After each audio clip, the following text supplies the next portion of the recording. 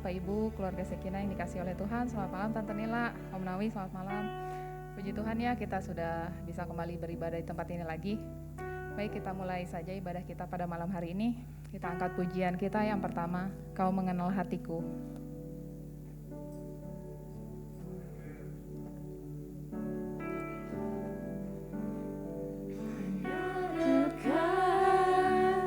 Kasih-Mu Bapa,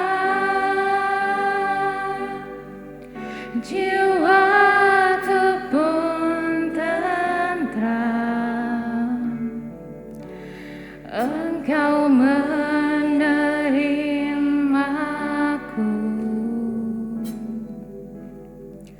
dengan sepenuhnya, walau dunia melihat rupa, namun Kau memandangku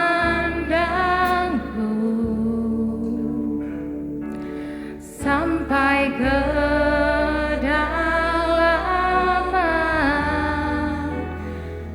Saya undang semuanya untuk bangkit berdiri.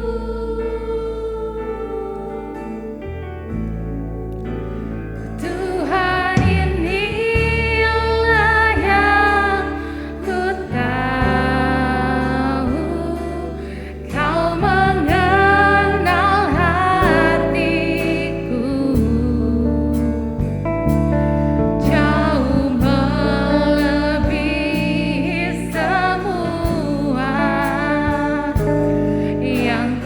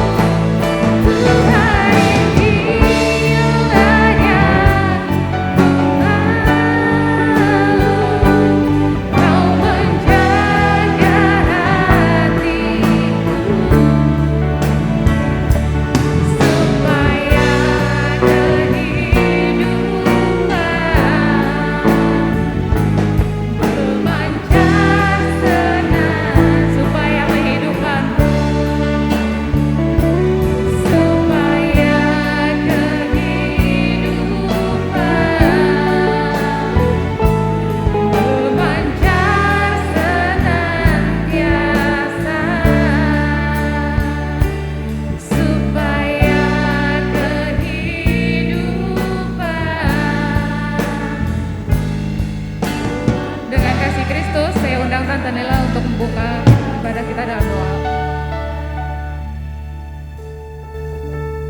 Haleluya, haleluya, haleluya Yesus. Terima kasih Tuhan, kami bersyukur sekali pada malam ini kami boleh lagi mengadakan ibadah dengan tatap muka.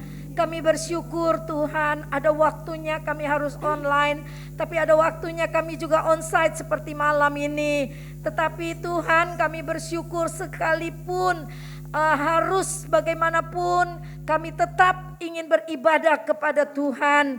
Karena itulah yang kami rindukan selalu dari dalam hati kami, bersekutu denganmu untuk mengenalmu lebih dalam lagi Tuhan. Terima kasih Bapa di surga, terima kasih Tuhan. Kami percaya Engkau malam ini hadir di tengah-tengah ibadah kami. Janji firman-Mu ketika kami satukan hati, pikiran dan jiwa kami, Engkau ada di tengah-tengah kami. Dan kami rindu Tuhan diberkati oleh kehadiran-Mu, oleh kebenaran firman-Mu, oleh puji-pujian yang sebentar kami akan naikkan. Kami rindu menyenangkan hati-Mu Tuhan. Ketika hati-Mu disenangkan, maka berkat Kau curahkan bagi kami. Berkat jasmani dan rohani, berkat kedamaian, ketenangan di dalam jiwa kami. Terima kasih Tuhan. Semua yang sudah hadir Tuhan berkati. Engkau yang mengenal hati kami, Engkau yang melihat seberapa dalam kerinduan kami, dan Engkau yang memberkati kami. Teman-teman kami yang masih dalam perjalanan, Tuhan lindungi sampai di tempat ini dengan selamat. Terima kasih Tuhan, berkati worship leader Ibu Elisan dan singers, pemusik, pengatur LCD, sound system, kolektan, penyambut tamu, satgas, semua Tuhan berkati, urapi kami Tuhan, supaya kami mengerti dan memahami kehendak Tuhan dalam hidup kami. Terima kasih Tuhan, dalam nama Yesus Kristus kami buka ibadah pada malam ini. Haleluya, haleluya, amin. Puji Tuhan, silakan duduk, selamat menikmati berkat Tuhan. Puji Tuhan ya, ada haleluya. Baik, kita akan mengangkat pujian kita yang berikutnya, Ku Tak Akan Menyerah.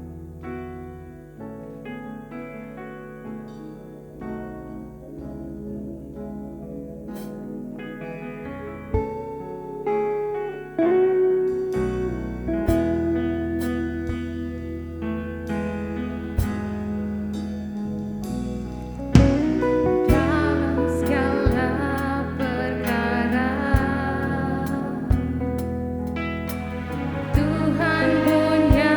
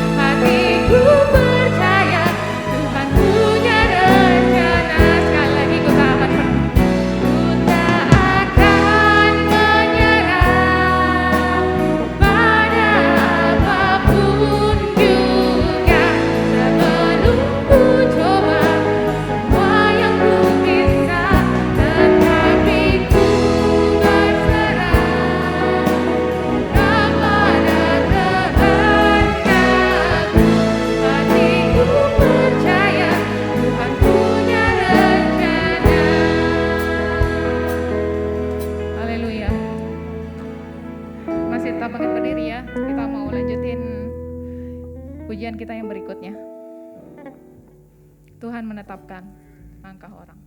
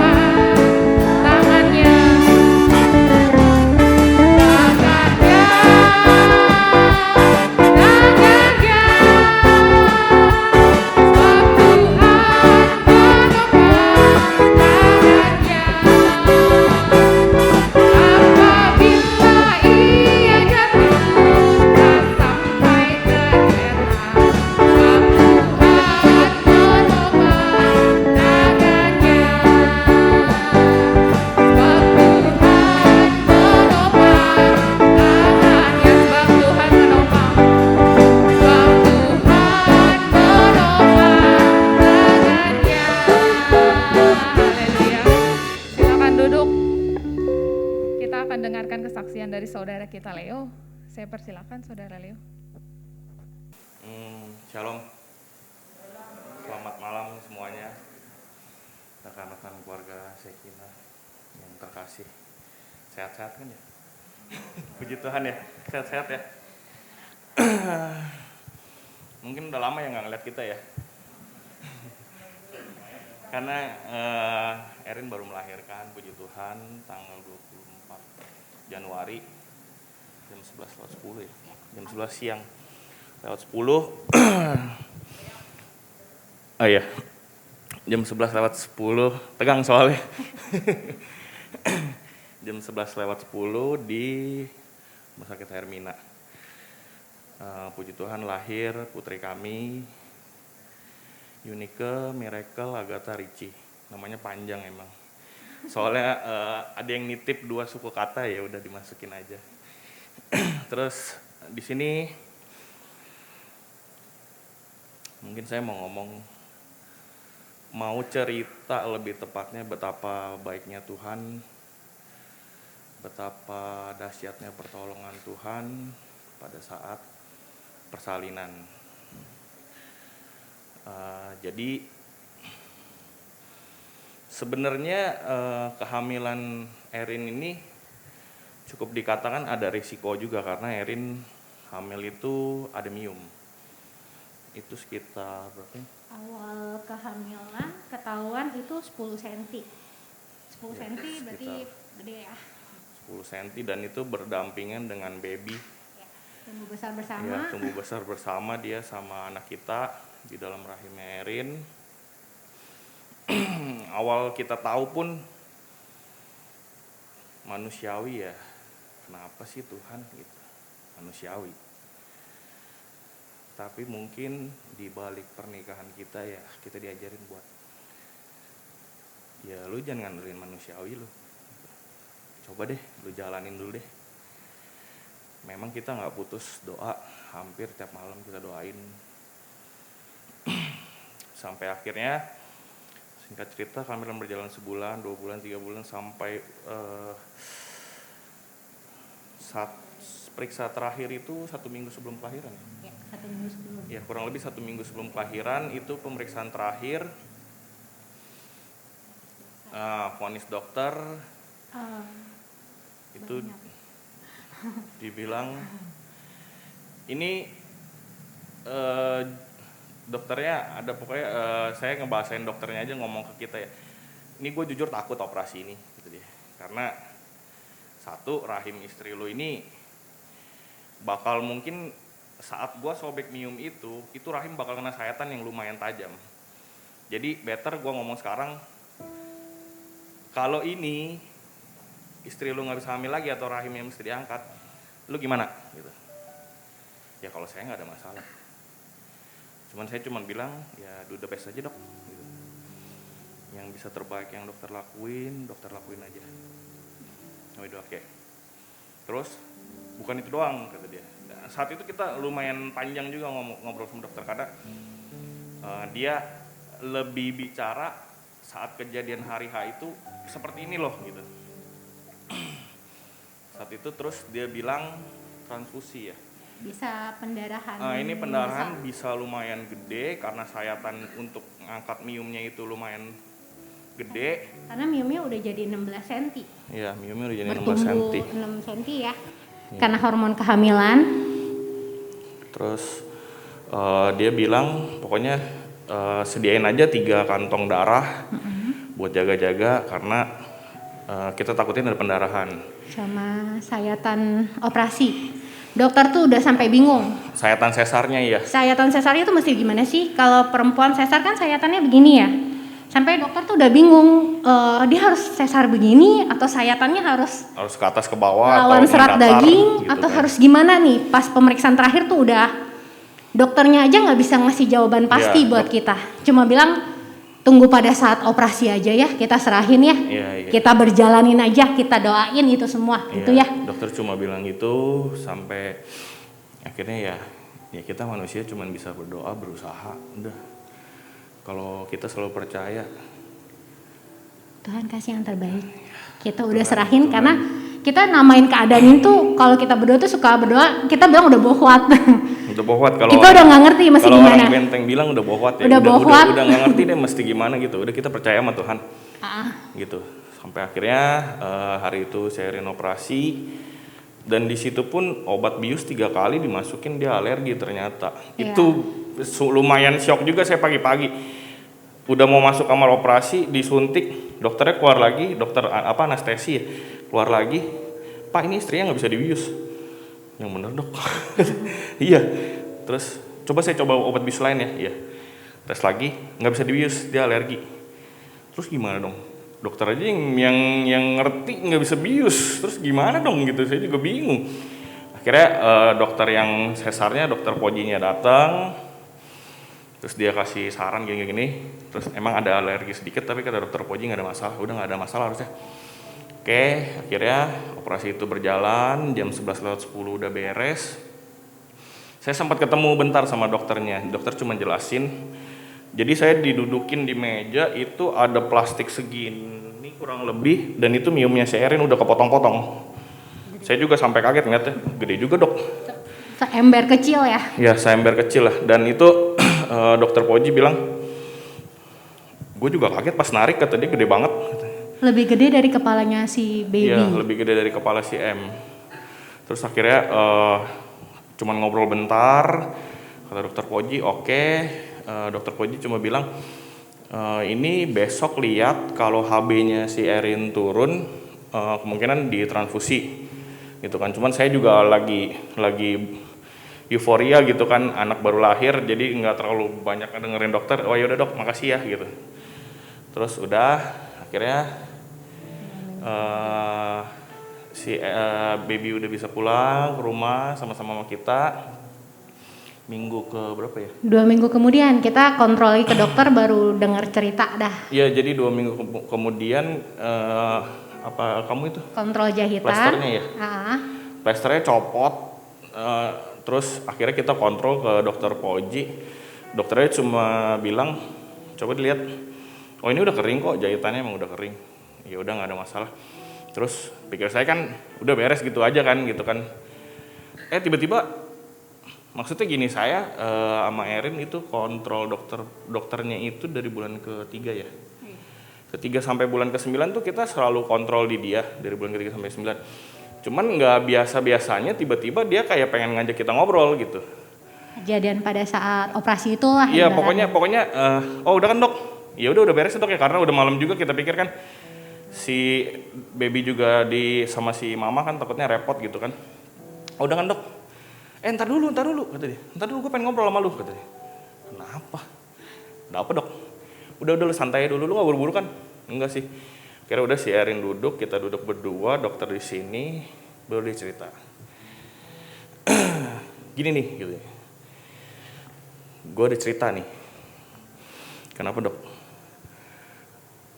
Jadi pas hari kelahiran anak lu itu udah kejadian. Widih, kita masih nanggepin masih biasa aja nih, widih gitu kan. Kejadian apa dok? Gitu. Jadi gini, si Erin itu emang sengaja dijadwalin untuk operasi kedua. Operasi gua hari itu operasi kedua kata dia, karena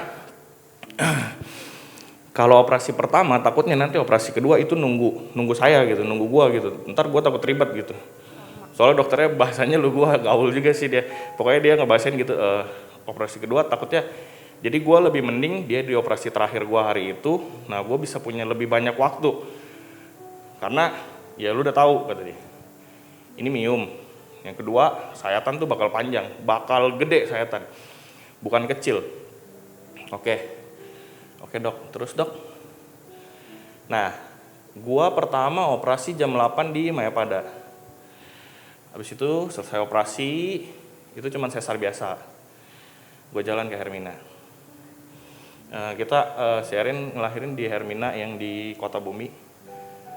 Saat perjalanan, gue tuh biasanya nyetir cepet gitu ya. Gue biasanya nyetir cepet, bahkan bini gue suka ngomel. Gue kalau nyetir tuh udah kayak orang kesetanan ya kata dia.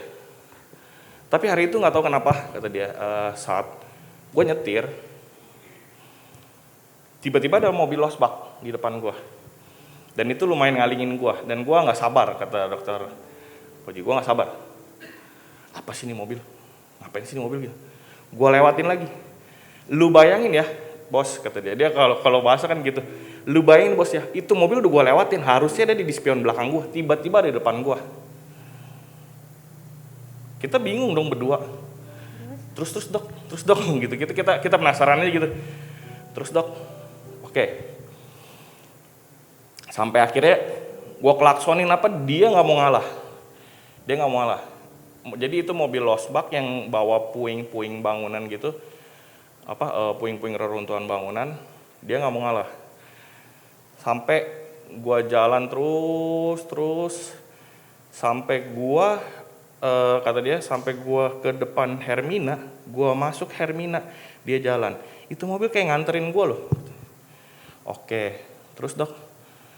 Nah, gua tapi di balik itu mobil nganterin gua bingung katanya. Kenapa? Di belakangnya itu, di belakang kaca belakang kan kalau losbak kacanya ada kaca belakang yang kecil. Itu terpampang tulisan gede. Stiker mobil gitu deh, gede terpampang tulisan. Kayak seolah-olah gue tuh kayak gue nggak bisa baca, terus gue disuruh baca. Tuh lu baca tuh Koji gitu loh, kayak suara hati gue tuh kayak bilang tuh lu baca tuh Koji gitu.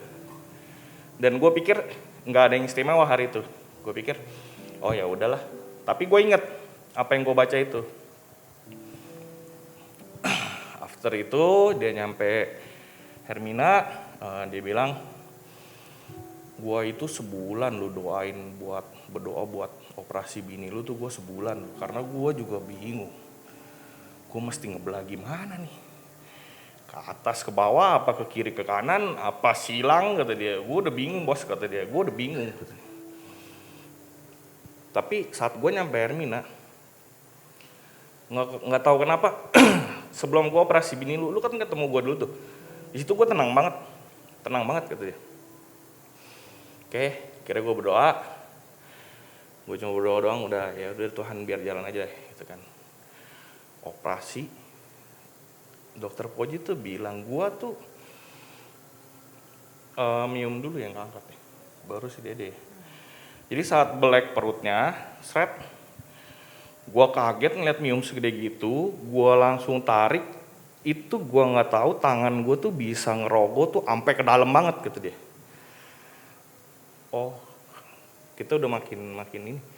Ya terus dok, nggak tahu kenapa itu sampai dalam banget. Jadi kayak tangan tuh kayak ada yang ngedorong, ayo tuh dalam lagi gitu. Gua angkat mium, gua sayat, set, baru pipi lu, gua keluarin, beres. Begitu gua lihat sayatan itu cuman Enggak, sayatannya tuh dia bingung karena sama sekali kena rahim tuh dikit banget. Jadi harusnya itu sayatan pas motong miumnya itu harusnya itu ngegores rahim Ngerusak lumayan rahim. dalam, tapi itu enggak. cuman sekitar 3 mili kayaknya ya. Pokoknya kecil banget. Kata dia kecil banget, itu cuman kayak sayatan kalau gua orang operasi sesar normal. Itu yang Operasi sesar pada umumnya gitu kata dia. Dan gua kaget pas begitu sayatan itu gua sayat, set. Dokter yang standby buat transfusi darah kan udah ngomong, udah dok, udah boleh dok, ntar dulu, gitu kata Koji, ntar dulu, lu jangan transfusi dulu, gue lihat dulu, lu bayangin ya bos, rahim bini lu itu darahnya keluar dikit banget, gitu dia. cuman 300 cc. Itu Dimana dikit banget, kayak orang sesar sesar, normal lah. normal. Gue bingung kata dia, gue bingung, oke, akhirnya gue putusin, gue jahit dulu, gue jahit, dan itu jahitannya bener-bener saya lihat sendiri sih emang kecil sih, jahitannya kecil untuk mium segede gitu yang waktu itu ditunjukin, saya juga kaget dan itu dijelasin sama dokter Koji itu, gue nggak tahu kenapa gue bisa operasi bini lu itu, gue satu enjoy banget dan gue kaget 15 tahun gue di ruang operasi, gue nggak pernah ngalamin tuh, maksudnya untuk barang segede gitu, maksudnya untuk mium segede gitu itu nggak ada pendarahan, maksudnya pendarahan cuman pendarahan normal kayak orang sesar. Akhirnya gue putusin tahan dulu, jangan transfusi, besok gimana kalau HB-nya turun ya baru transfusi. Akhirnya memang berjalan, HB-nya nggak turun, normal-normal aja, puji Tuhan. Terus dia cuma bilang, nah itu saat gue operasi istri lu. Akhirnya kita ketemu ngobrol dan gue pulang ke rumah. Begitu gue pulang ke rumah, terus dia nanya ke kita, gue bingung gitu ya. Gue operasi istri lu tuh gampang banget ya gitu. Ada apa ya gitu kan. Dia nanya ke kita, lu kalau berdoa doain gue gak sih gitu. Doain lah dok, kenapa juga harus gak doain dokter. Tapi sih kita lebih doa buat dokter jadi perpanjangan tangan Tuhan aja, jadi alat bantunya Tuhan aja, kata buat operasi itu. Oke. Dan cerita itu nggak kelar sampai di situ bos, kata dia. Nah, apalagi dok gitu kan, kita bingung nih, dokter udah ngalor ngidul ngobrol gitu kan, kita bingung. Oke dok, terus. Dan lu tahu nggak? Saat gue sampai ke rumah, gue baru sampai garasi gitu, yang ada kanopi tuh gitu dia. Garasi gue ada kanopi. Oh ya. Akhirnya gue baru ngeh. Tadi losbak yang tadi ada tulisannya nih, gitu dia. Dan tulisannya itu ternyata ayat Alkitab. Tulisannya ayat Alkitab. Akhirnya gua nggak punya Alkitab di handphone, gua sampai download di Play Store buat baca itu ayat doang, gitu dia. Oh, oke dok. Ayatnya apa dok? Kita kan penasaran dong. Ayatnya apa dok? Lu tiap hari berdoa ya? Dia nanya lagi tuh, lu tiap hari berdoa ya? Iya dok. Tiap malam gitu berdoa? Iya dok. Nggak pernah lupa gitu? Ya kalau lupa saling ngingetin aja sih dok. Kalau saya lupa dia ngingetin, kalau dia lupa saya yang ngingetin gitu kan. Oh gitu. Kayak nggak percaya aja gitu mungkin si dokter ini kita tiap hari berdoa ya. Memang kita tiap hari berdoa.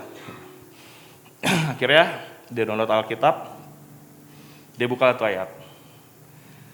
Ayatnya ada di Yohanes 14 ayat 14. Itu ayat itu. Jika kamu meminta sesuatu padaku dalam namaku, aku akan melakukannya.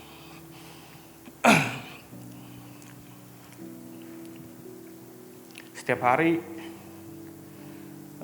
kita selalu minta, maksudnya karena ini anak pertama gitu. Ya kita pengen ya dia bisa ada di tengah-tengah kita gitu. Karena kita udah takutnya ada pertumbuhan yang amit-amit yang nggak berlangsung, takut dia nggak bertumbuh atau apapun itu. Tiap hari kita doa. Cuman hari itu memang Tuhan udah jawab doa kita. Dan dokter itu bilang, itu ayatnya. Gue sampai, dia bilang, gue sampai geleng-geleng bos. Gila. Ini gue jujur sama lu bos ya, kata dia cerita ke kita. Gue dulu agnostik, gue gak percaya sama apa-apa, tapi gue percaya Tuhan tuh ada. Tapi gue gak percaya Tuhan itu, maaf kata gitu kan, di Indonesia itu kan ada berapa agama gitu, Tuhannya Tuhan yang A, atau Tuhannya Tuhan yang B, atau Tuhannya Tuhan yang C, atau dan seterusnya. Gue gak percaya, tapi gue cuma percaya Tuhan tuh ada gitu. Tuhan ada. Dan ya perjalanan hidup gue udah panjang gitu. Terus gue 2 tahun, jadi kebetulan memang dia Katolik. Gue 2 tahun ikut pendidikan, kalau di Katolik kayaknya pendidikan apa sih kalau di kita? Sebelum prabaptis ya. Sebelum baptis itu kan kita ada pendidikannya dulu tuh. Pendalaman gitu kan. Nah, cuman kalau di Katolik itu kan harus 1 tahun baru bisa dibaptis. Setelah pendidikan itu 1 tahun baru bisa baptis. Nah, dia pendidikan 1 tahun, saat dia mau dibaptis, dia nggak dibaptis. Kenapa dok? Bukan gua bodoh, pendidikan yang nggak lulus kata dia. Tapi karena gua belum yakin saat itu, jadi mendingan gua mundur lagi. Akhirnya gua mundur lagi, setahun lagi. Dan gua baru dibaptis Desember kemarin. Oh, oke. Dan lu tahu nggak lu, kata dia, ini cerita lu, ayat yang gua terima ini, kata dia. Di situ gua tahu sebenarnya apa ya dia bilang, doa itu tuh kuasanya kuat banget, kata dia. Bahwa di sini ada 2 orang sepasang suami istri ngedoain gua biar gua sehat, biar gua bisa kerja jadi perpanjangan tangan Tuhan. Gila lo ini lo, katanya. Dokter sampai bilang begitu, ini gila lo. Dan ini jadi pengalaman iman gua, kata dia. Sampai dia bilang ke kita, sorry, cerita lu ini boleh nggak gua ceritain ke orang-orang? Oh, nggak ada masalah dok, nggak ada masalah, gitu kan. Di situ dia bilang, gila, gue bener-bener baru ngeliat tuh kuasa doa tuh bener-bener sampai sebegitunya gitu. Ya dokter ngeliat begitu, gimananya kita gitu. Tuh singkat cerita kayak gitu. Makanya terutama kita berdua mengucapin makasih juga untuk keluarga besar Shekinah. Banyak bantu doa. Makasih. Banyak bantu kasih support ke kita. Intinya segala pertolongan Tuhan itu ada. Sekarang gimana kitanya aja, mau nggak rajin buat berdoa. Kita juga nggak nyangka doa kita maksudnya dijawab Tuhan tuh indah banget gitu, kayak gitu, indah banget. Sampai kita bilang, aduh gila ya. Soalnya emang waktu Herin hamil aja saya sempat COVID, kita makan berdua, semangkok berdua, besoknya saya hilang indera penciuman, tapi dia negatif aja gitu. Makanya emang banyak pertolongan Tuhan lah buat hidup kita, keluarga kecil ini, buat baby M. Makanya anak itu ada saya namain miracle, karena dia buat saya, buat Erin itu udah kayak keajaiban gitu. Intinya makasih semua keluarga Shekinah udah banyak bantu doa kita juga. Penting tetap semangat dalam Tuhan. Tuhan berkati.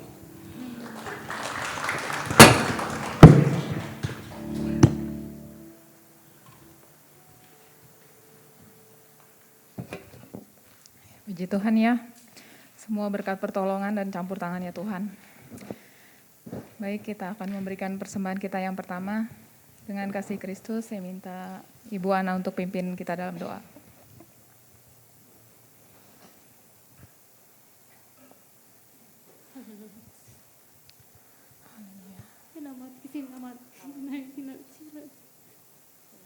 Bapak di surga, terima kasih Bapak atas kasih dan kemurahan-Mu, penyertaan-Mu. Engkau selalu hadir dalam hidup kami Bapak. Terima kasih untuk firman-Mu yang mengingatkan kami Bapak seperti kasihan saudara kami. Biarlah kami meminta dalam nama-Mu ya Pak. Dengan iman kami percaya Tuhan akan melakukan. Terima kasih ya Tuhan, kami sudah menyembah Engkau. Biarlah pujian kami bisa menyenangkan hati-Mu ya Bapak. Tidak sebanding dengan apa yang telah Kau berikan kepada kami ya Bapak. Itulah persembahan kami. Biarlah manis di hadapan-Mu ya Tuhan. Sebentar kami akan memberikan persembahan. Berkati persembahan kami ya Pak di dalam pelayanan umat yang Kau kasihi. Biarlah kami memberi dengan sukacita. Biarlah nama-Mu dimuliakan. Terima kasih Bapak, dalam nama Tuhan Yesus Kristus kami telah berdoa dan mengucap syukur. Haleluya. Amin. Kita angkat pujian di tengah ombak.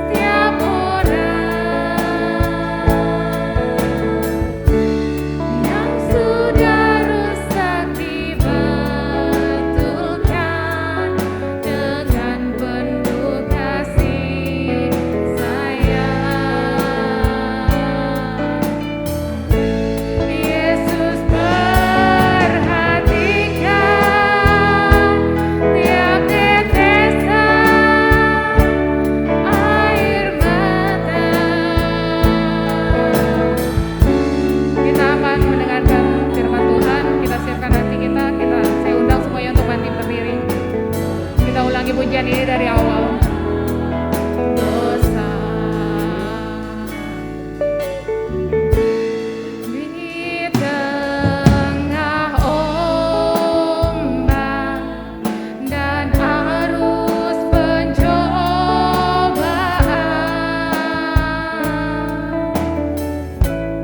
hampir tenggelam,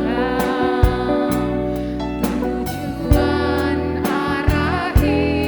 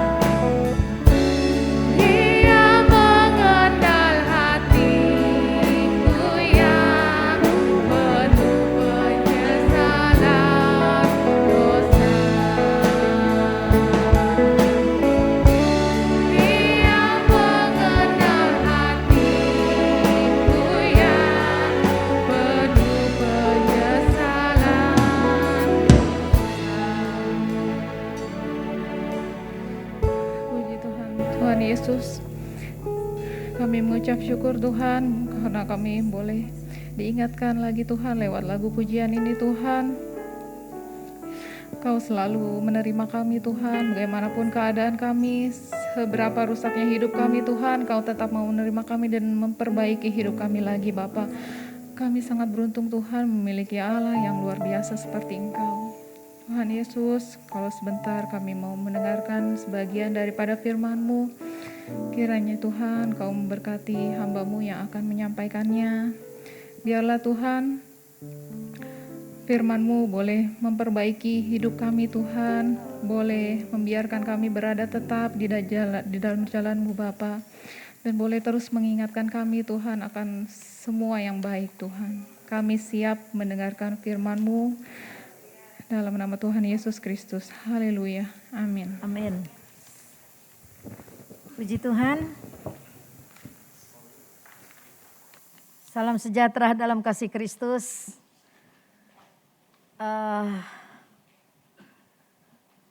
Kita masih ada kesempatan untuk beribadah ya di dalam rumah Tuhan. Saya mau katakan kesempatan itu kita nggak tahu masih berapa banyak lagi yang bisa kita jalani, masih berapa panjang lagi yang masih bisa kita nikmati. Jadi selagi masih ada waktu, selagi masih ada kesempatan, mari kita beribadah dengan setia kepada Tuhan. Firman Tuhan pada malam ini saya masih akan melanjutkan tentang agendanya Allah ya. Kalau Kamis yang lalu, kalau yang ikut ibadah online atau yang nonton di YouTube, bisa ingat-ingat ya, terakhirnya saya ada kasih ayat yaitu Kejadian 3 ayat 7 dan 8. Bahwa di situ dikatakan ketika ada 5 poin ya, ada 5 poin di situ Allah berjanji ketika Musa mau diutus gitu ya. Ini kan ada apa? Ini berkenaan dengan pengutusan Musa untuk pembebasan Israel dari perbudakan di Mesir. Ada satu janji Tuhan, Kejadian 3 ayat 7-8, bahwa dikatakan Allah memperhatikan umatnya. Ya, saya ringkaskan supaya cepat. Dalam Kejadian 3 ayat 7-8 itu ada janji Allah yang dia katakan begini, Allah memperhatikan umatnya yang waktu itu di dalam penderitaan 430 tahun dijajah di Mesir. Ya. Lalu Allah mendengar ya, Allah katakan Allah memperhatikan, Allah mendengar keluh kesah umatnya, Allah mengetahui keluh kesah umatnya, keadaan umatnya, dan dikatakan Allah turun untuk menolong umatnya. Dan dikatakan yang terakhir bahwa Allah sendiri yang akan menuntun umatnya ya. Nah, itu berkenaan dengan agenda besarnya Allah ketika manusia jatuh dalam dosa, Allah mau menyelamatkan manusia. Ya, tetapi ada banyak hal-hal yang harus dijalani oleh manusia. Allah bisa saja menyelamatkan bangsa Israel dari Mesir dengan tangannya sendiri. Tetapi Allah memilih bekerja sama dengan manusia, yaitu saya dan saudara, untuk menggenapi agendanya Allah, dan kita di situ mengalami satu perkara keajaiban, kemahakuasaan Allah. Kita melihat bagaimana Allah menuntun dan Allah tidak pernah melepaskan kita di dalam keberadaan kita yang terpuruk sekalipun gitu ya. Lalu di dalam Hakim-Hakim juga ya, itu ayat juga menjadi rema buat saya gitu ya. Di dalam Hakim-Hakim 3 ayat 1 dan 2 katakan Allah menjanjikan Kanaan, negara yang kota yang penuh dengan susu dan madu gitu ya. Tetapi di situ dikatakan Tuhan izinkan di situ ada 5 suku ya. Tuhan izinkan ada musuh-musuh untuk bangsa Israel berperang, dikatakan. Berperang ya, yang tinggal ialah kelima raja kota orang Filistin dan semua orang Kanaan, orang Sidon, orang Hewi, orang yang mendiami pegunungan Libanon. Yang ayat 1-nya, coba ayat 2-nya Jaka. Nih, maksudnya hanyalah supaya keturunan-keturunan orang Israel yang tidak mengenal perang, yang sudah-sudah dilatih berperang oleh Tuhan. Jadi musuh Tuhan izinkan supaya orang Israel yang memasuki Kanaan yang belum mengalami peperangan berperang, dilatih berperang. Supaya apa? Supaya jadi kuat. Pengkiniannya adalah masalah-masalah Tuhan izinkan dalam hidup kita. Ternyata Tuhan izinkan supaya kita juga dilatih berperang. Berperang melawan masalah itu dan kita harus menang. Karena agenda Allah adalah ada satu janji, negeri yang penuh dengan susu dan madu. Artinya seperti yang pengkhotbah katakan, bahwa Ia membuat segala sesuatu itu indah pada waktunya. Artinya yang tadinya tidak indah itu akan Allah buat menjadi indah pada waktunya. Ya, setiap dengar firman ambil satu ayat untuk jadi rema dan itu akan terus terngiang-ngiang di dalam hidup kita. Yang tidak indah Allah buat indah pada waktunya adalah ketika agenda Allah dijalankan dan kita setia dengan panggilan kita, disitulah kita bisa merasakan keindahannya. Nah, ini review sedikit yang Kamis yang lalu. Maka 1 Korintus 10 ayat 13 katakan pencobaan yang kamu alami itu tidak melebihi kekuatan kita. 1 Korintus 10 ayat 13 tampilin sebentar Jaka. Pencobaan yang kamu alami ialah pencobaan-pencobaan biasa yang tidak melebihi kekuatan manusia. Karena apa? Tadi kan kita memahami memang ada masalah, memang ada musuh.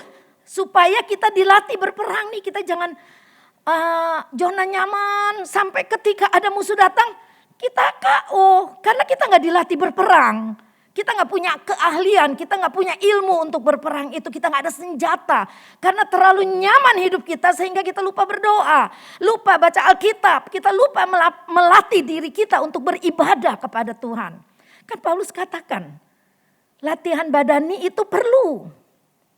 Artinya olahraga untuk fisik kita. Tapi ibadah itu lebih dari latihan badani. Jadi ibadah itu juga harus dilatih loh. Dari tadi yang gak suka ibadah jadi suka ibadah. Yang tadinya ibadahnya cuma minggu sekarang nambah hari Kamis. Ibadah sekinah. Nanti kalau udah lebih tua lagi masuklah ibadah bapak-bapak. Kalau sekarang mau ibadah bapak-bapak juga boleh. Mau ibadah ibu-ibu juga boleh. Ya, jadi ada satu kesukaan kita mau menambah terus gitu ya. Kedekatan kita kepada Tuhan. Nah, kita masuk tema pada hari ini. Temanya adalah panggilan Musa. Ya, ketika Musa dipanggil, masih tetap di Keluaran, sampai nanti minggu depan saya masih tetap akan bicara tentang di Keluaran ya, di mana nanti 10 tula itu kita akan lihat luar biasa itu firman. Panggilan Musa. Ketika Musa dipanggil, diutus. Ketika dia berjumpa dengan Tuhan, ingat di semak belukar yang ada nyala api tapi tidak terbakar. Ya, Musa mau menyingkir karena kok ada semak nyala api besar tapi tidak terbakar. Ternyata di situ ada Tuhan. Tuhan berbicara. Memang di ayat itu dikatakan malaikat Tuhan berbicara. Tapi di dalam bahasa Ibraninya itu adalah Yehova, Yahweh sendiri yang berbicara kepada Musa. Dia diutus oleh Tuhan. Tetapi ketika Musa dipilih dan diutus, mestinya kan kita bangga ya gitu ya. Tuhan sendiri lu yang memilih. Tapi Musa mau menghindar dari panggilan itu. Nah, kita mau belajar 5 alasan kenapa awalnya Musa menghindari panggilannya. Padahal Musa ini sudah dilatih. Ya, dilatih tapi dia pada waktu itu belum bisa menangkap agenda Allah, kemana Allah mau bawa dia. Karena pengalaman hidupnya yang terlalu nyaman menjadi putri Firaun 40 tahun. Lalu dengan gagah perkasa dia mau bela orang Ibrani, dia pikir dia udah jadi pahlawan, ternyata dia dicemooh di situ. Siapa lu mau bela kami? Karena Musa waktu itu belum ada otoritas dari Tuhan ya. Belum ada otoritas. Jadi kalau kayak polisi belum ada baju polisinya gitu. Jadi dia ngomongnya, lu berhenti, gue tangkap lu nyilang. Siapa lu? Ya, tapi kalau dia pakai baju polisi, dia ada otoritas. Polisi lu. Iya Pak, maaf Pak, saya salah gitu ya. Tapi kalau dia nggak pakai polisi, baju polisi, apalagi nggak ada kartu identitas, kita tidak akan percaya karena tidak ada otoritas. Waktu itu Musa juga begitu.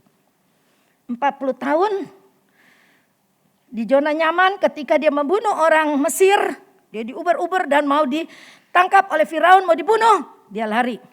40 tahun dia mengembalakan kambing domba, mertuanya punya. Ternyata 40 tahun, makanya kehidupan Musa itu dibagi 3 fase. Fase pertama 40 tahun sebagai putri Firaun, fase yang kedua 40 tahun jadi penggembala domba, 40 tahun terakhir hidupnya adalah menggembalakan bangsa Israel keluar dari Mesir. Itu agenda Allah yang besar buat hidupnya. Ya, Musa belum menyadari itu ketika Tuhan di dalam semak belukar itu memanggil dia, mengutus dia. Nah, kita belajar dari sini. Ini indah banget firman Tuhannya ya. Keluaran 3 ayat 13.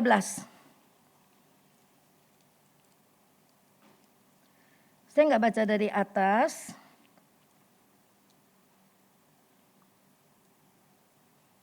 Dikatakan di sini lalu ayat 2, lalu malaikat Tuhan kita sama-sama berdiri dah, kita baca secara cepat ya. Sampai ayat yang ke-13.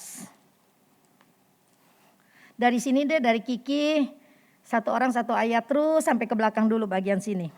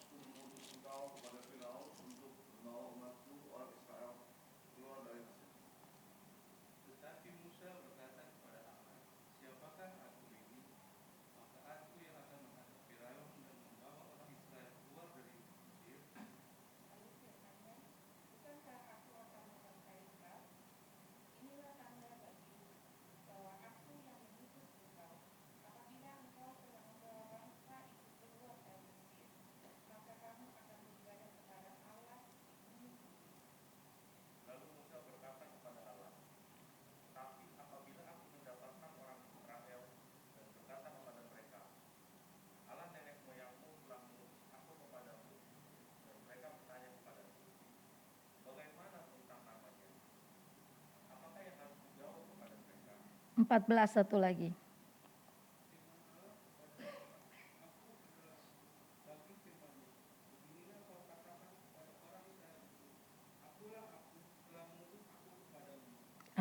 silakan duduk.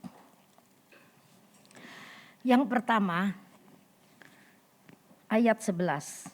Ketika Musa dipanggil diutus, tadi kan kita baca ya ayat yang kedua, malaikat Tuhan menampakkan diri kepadanya, lalu di dalam nyala api yang keluar dari semak belukar duri, lalu ia melihat dan tampaklah semak duri itu menyala tapi tidak dimakan api, gitu ya. Dan ayat 11 katakan, ayat 10 kan Tuhan bilang begini, jadi sekarang pergilah, aku mengutus engkau kepada Firaun untuk membawa umatku orang Israel keluar dari Mesir. Tetapi Musa berkata kepada Allah, siapakah aku ini? Yang pertama Jaka, siapakah aku ini? Ya, siapakah aku Tuhan? Jadi pernyataan Musa dia bilang gini, siapakah aku ini Tuhan? Itu bukan suatu pernyataan rendah hati, tetapi rendah diri. Ya, bukan rendah hati tapi rendah diri. Rendah diri ini kenapa? Karena dia ingat waktu terakhir dia bela orang Ibrani, dia tidak disanjung, dia tidak dianggap pahlawan. Ya, itu membuat dia sekarang apalagi mesti menghadap Firaun, raja yang sangat terkenal pada waktu itu di Mesir, negara adidaya loh, mungkin seperti Amerika sekarang ini, ya. Mesir itu kebudayaannya, kekuasaannya semua menjadi tolak ukur pada waktu itu. Sekarang Musa kata Tuhan dipanggil, diutus kepada Firaun. Wih, resikonya tuh, Musa udah berpikir resikonya pasti, wah matilah kalau gak bisa diterima sama Firaun. Jadi dia bilang, siapakah aku ini? Kata Musa ya. Musa terbayang waktu dia berantem dengan orang Ibrani bukan dibela malah ditantang, siapa lu? Emang lu hakim? Nah, mungkin itu yang bisa mempengaruhi Musa. Dia agak ngeper, dia percaya dirinya gak bakal mampu gitu ya. Jadi rendah diri banget gitu ya, nggak bakalan mampu dah ngadepin Firaun, lebih-lebih lagi dulu aja ngadepin orang Ibrani aja gue nggak dianggap, apalah sekarang harus ngadep Firaun, pasti akhirannya mati gitu ya di dalam benak dia nih ini ya. Terus, nah Musa, Tuhan sendiri yang berkata ya bilang, maka ayat 12 katanya, bukankah aku akan menyertai engkau? Inilah tandanya bagimu bahwa aku yang mengutus engkau. Apabila engkau telah membawa bangsa itu keluar dari Mesir, maka kamu akan beribadah kepada Allah di gunung ini. Tuhan sudah berkata, aku menyertai engkau. Tapi Musa masih tetap mengelak ya. Nanti kita lihat lagi di sini. Satu, Musa kurang percaya diri, dia sanggup atau tidak. Nah kalau kita lihat Musa menghindar dan sepertinya menolak secara halus, siapakah aku ini Tuhan? Aduh kan kita juga begitu ya kalau dikasih tugas, jangan saya orang lain aja gitu kan ya. Nah kalau kita ingat Gideon, Hakim-Hakim 6 ayat 12 sampai 15 ditampilin aja Jaka. Hakim-Hakim 6 ayat 12 sampai 15, Gideon juga begitu waktu dipanggil Tuhan. Padahal Tuhan bilang, hai Gideon pahlawan, engkau pahlawan yang gagah berani. Lihat ya, dikatakan malaikat Tuhan menampakkan diri kepadanya dan berfirman kepadanya demikian. Tuhan menyertai engkau, ya pahlawan yang gagah berani. Tapi Gideon jawabnya apa? Ayat 12. Tuanku, jika Tuhan menyertai kami, mengapa semuanya itu menimpa kami? Orang Israel kan pada waktu itu masih dalam penindasan. Di manakah segala perbuatan yang ajaib?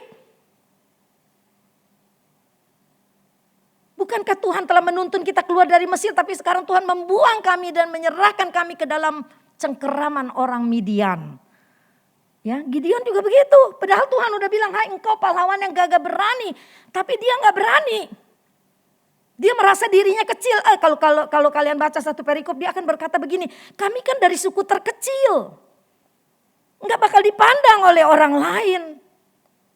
Ya, padahal Tuhan sendiri mengutus malaikatnya untuk berkata, engkau pahlawan yang gagah berani. Di dalam diri kita ini ada agenda Allah loh. Kalau Allah udah pilih kita, mengutus kita, Allah menyertai kita. Kecuali kamu melayani karena kamu rasa pintar, kamu hebat. Maka kepintaranmu yang mengendalikanmu. Tetapi kalau kita merasa, aduh Tuhan, kalau saya bisa melayani Tuhan, kalau Tuhan yang menyertai saya, maka saya yang bodoh ini bisa diurapi. Dan bisa menjadi berkat bagi orang lain. Bukan menjadi terkenal, bukan menjadi hebat, menjadi berkat bagi orang lain. Itu tujuannya kita melayani pekerjaan Tuhan. Ya. Jadi Gideon, Musa juga begitu ya, dikasih satu panggilan yang luar biasa, pimpin bangsa Israel keluar. Bukan main loh ya, satu tugas negara yang luar biasa besar. Tapi dia merasa, siapa aku Tuhan? Aku gak bisa. Nanti dia lihat lagi, dia bilang, aku gak pandai bicara. Ya. Nah Gideon ayat 13 dia malah bikin alasan si Gideon itu.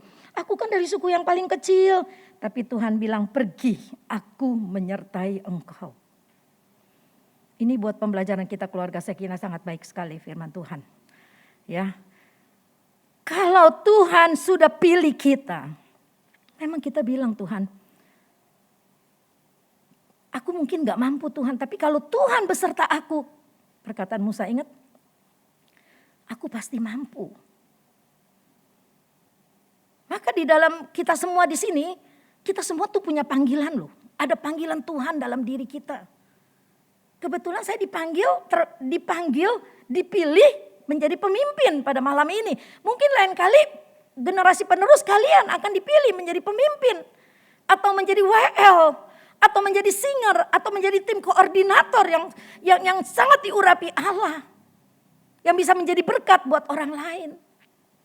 Jadi kesuksesan kita bukan terkenal gitu ya. Jadi tujuan kita melayani adalah menjadi berkat bagi orang lain. Saya membawa Shekinah seperti itu bukan untuk terkenal.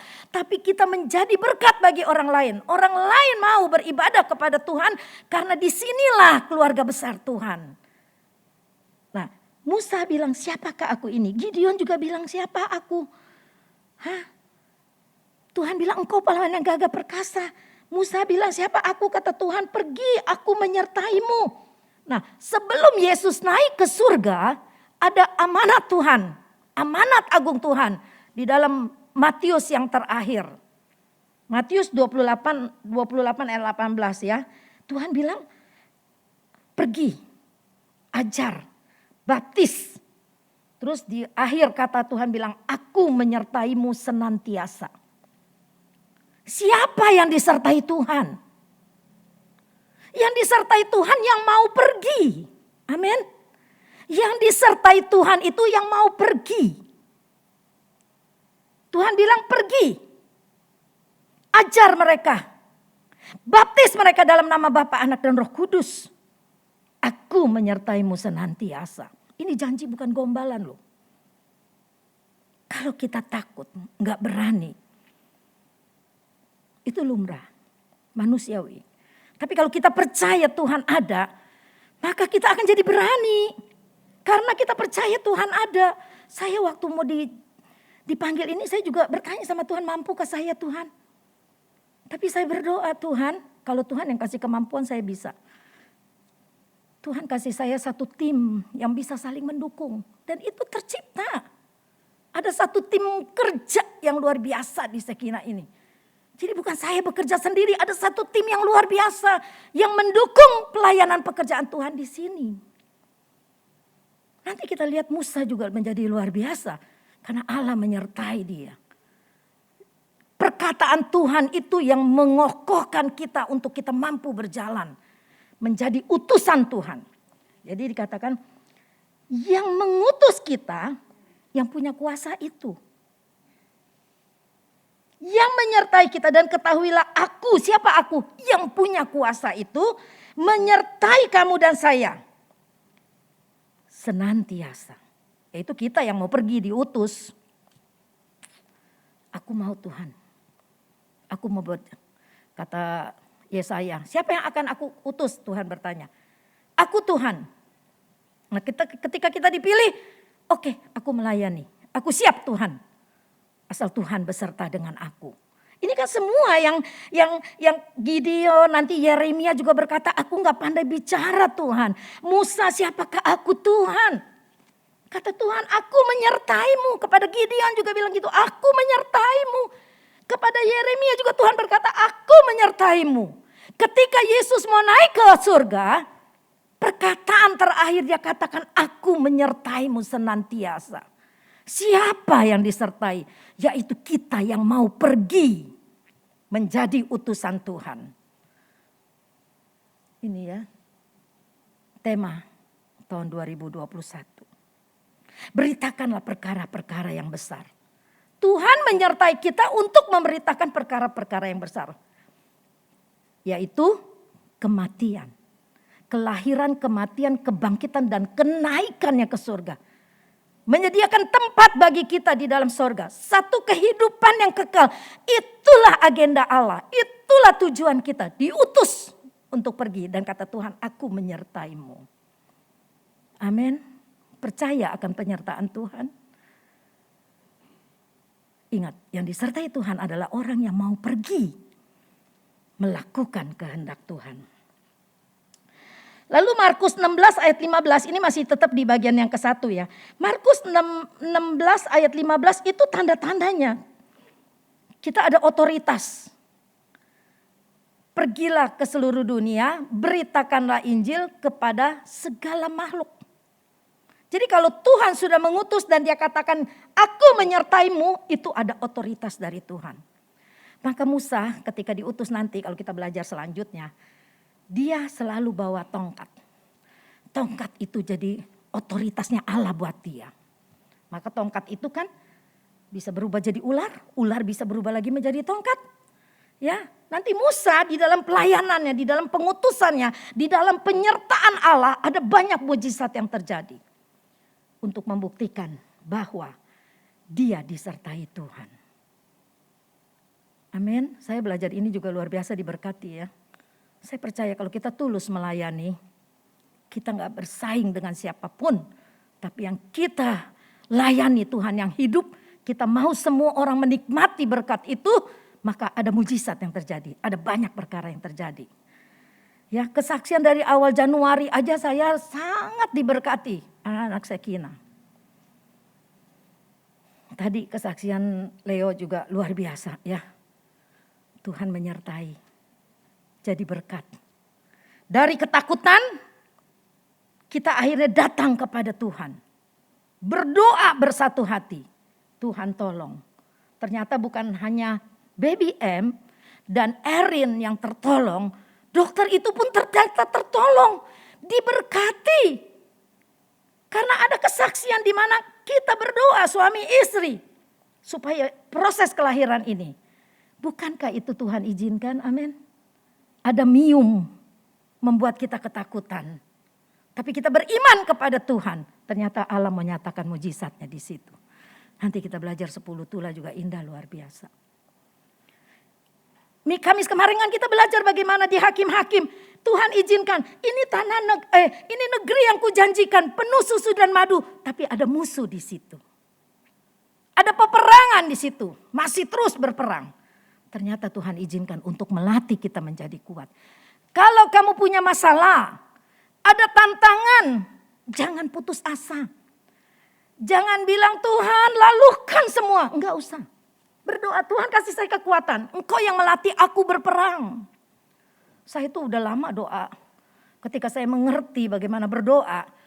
Saya gak pernah berdoa lagi Tuhan lalukan segala macam pencobaan. Orang kalau Tuhan izinkan pasti Tuhan kasih kemenangan karena dia lagi mau melatih kita nih. Untuk menjadi orang Kristen yang militan. Untuk menjadi anak Tuhan yang tahu bagaimana berperang dan menang. Bagaimana mau nyanyi ku menang, ku menang. Tapi kita kalah. Kemarin gak ibadah. Kenapa? Arisan. Maaf di sini gak ada ya. Kenapa kemarin gak ibadah? Aduh mau ke pasar misalnya gitu. Saya paling sedih. Saya pernah tanya orang kenapa gak ibadah? Arisan kemarin. Aduh. Arisan.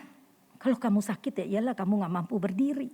Tapi kagak ibadah karena arisan. Aduh apakah itu lebih penting daripada Tuhan? Kita boleh tidak ibadah tapi karena memang ada hal-hal yang urgent. Kita gak bisa ke gereja. Tapi kalau untuk hal-hal yang remeh jangan utamakan Tuhan. Utamakan Tuhan. Jadi kesimpulannya begini. Ketika Paulus bilang begini, hidupku bukannya aku lagi tapi Kristus dalamku. Karena dia sudah mengalami, dia menyadari kunci dari pelayanan kepada Tuhan, kunci dari pengutusan Tuhan atas diri saya dan saudara adalah bukan siapa aku, tetapi siapa yang ada di dalam aku. Amin. Katakan deh di sebelah kiri kanan. Bukan siapakah aku ini? Bukan siapa aku, tapi Tuhan yang ada di dalam aku. Kata-katanya agak susah ya. Coba deh kalau keseleo berarti dia nggak menyimak.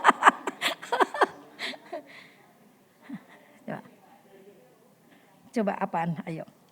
Sama-sama dulu ya supaya jangan keliru. Bukan siapa aku, tapi siapa yang ada di dalam aku. 1, 2, 3.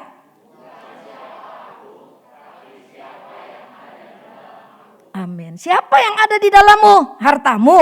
Nah itulah yang akan mendalikan hidupmu. Siapa yang ada di dalammu yang utama di dalam hidupmu?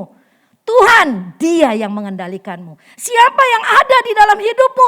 Roh Kudus, dia mengendalikan hidupmu. Amin. Bukan siapa aku tetapi dia yang ada di dalam aku. Itu yang number one, itu yang hebat. Itu yang bikin kita diurapi. Itu yang bikin kita menjadi anak Tuhan yang luar biasa. Itu yang bikin kita kuat untuk menjadi penolong bagi orang yang tidak kuat, bagi orang yang lemah. Menjadi penolong buat istrimu, menjadi penolong buat suamimu, menjadi penolong bagi anak-anakmu ketika dia terkapar dan tidak berdaya. Yang kedua, masih ayat 13. Musa takut. Nanti kan ditanya, siapa Allah yang mengutusnya? Ya, ini Musa di dalam keadaan iman dia yang seperti itu. Ayat 13. Lalu Musa berkata kepada Allah, tetapi apabila aku mendapatkan orang Israel dan berkata kepada mereka, Allah nenek moyangmu telah mengutus aku kepadamu, dan mereka bertanya kepadaku, bagaimana tentang namanya? Ya, nah disinilah pernyataan pertama Allah menyatakan namanya. Namanya apa? Sama-sama ayat 14. Firman Allah kepada Musa, aku adalah aku. Lagi firmannya, beginilah ku katakan kepada orang Israel itu, akulah aku, telah mengutus aku kepadamu. Pernyataan pertama Tuhan mengenai nama dia. Oh, luar biasa ya. Kalau Tuhan menyertai, dia memberikan satu keyakinan kepada kita. Aku bukan Allah yang tidak punya nama. Aku adalah aku. Aku Alfa dan Omega, ya. Alfa abjad pertama bahasa Yunani, Omega abjad terakhir bahasa Yunani 22. Jadi Alfa dan Omega, yang awal dan yang akhir, itulah Allah yang menyatakan diri kepada Musa dan kepada kita semua. Jawaban Tuhan, aku adalah aku. Dialah Allah yang tidak pernah berubah.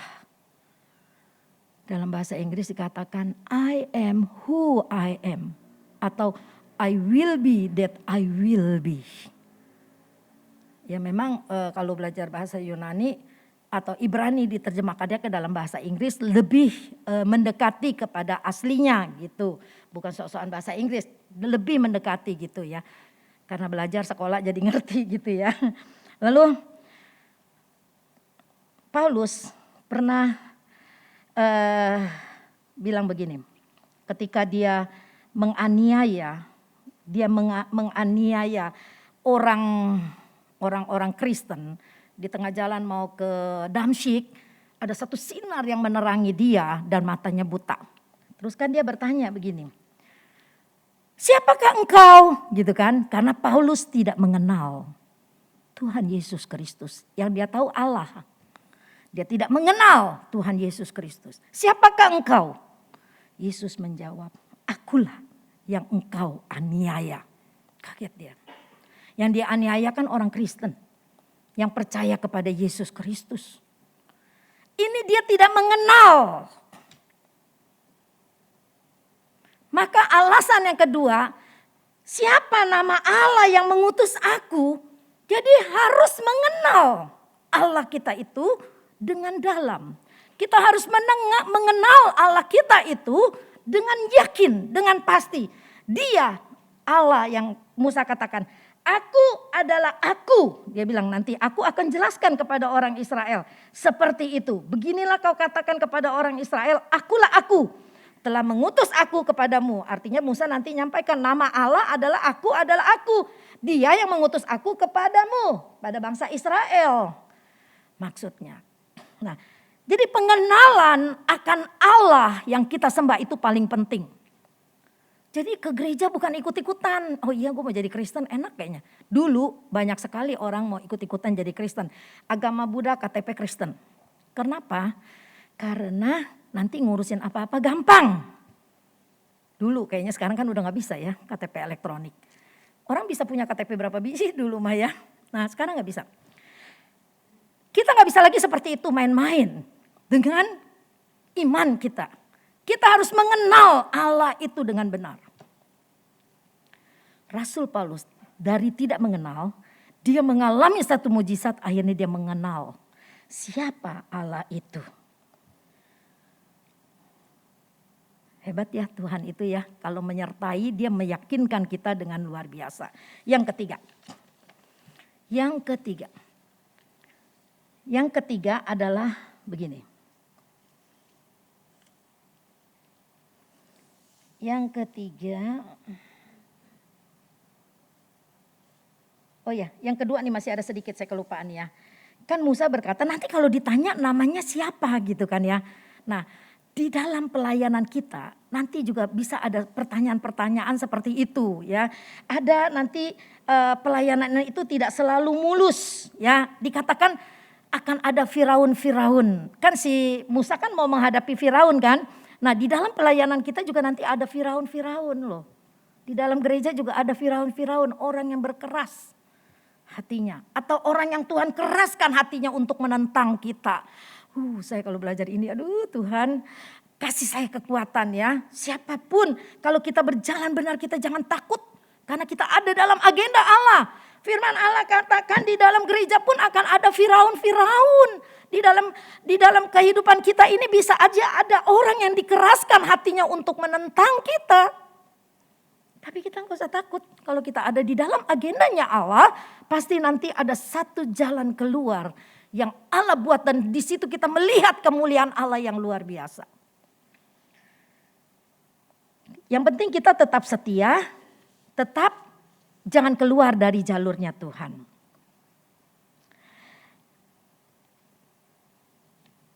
Yang ketiga, Musa takut gagal.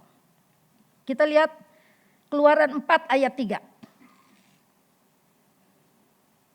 Musa takut gagal. Keluaran 4 ayat 3. Coba Feni tolong bacakan.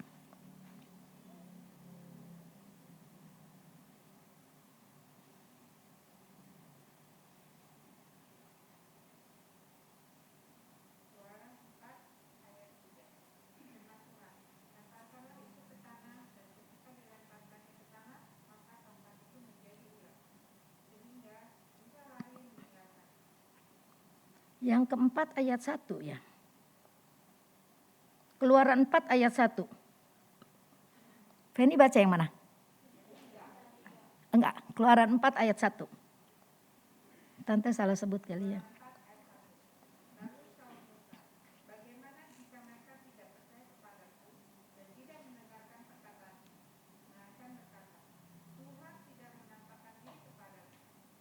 Ya, makasih.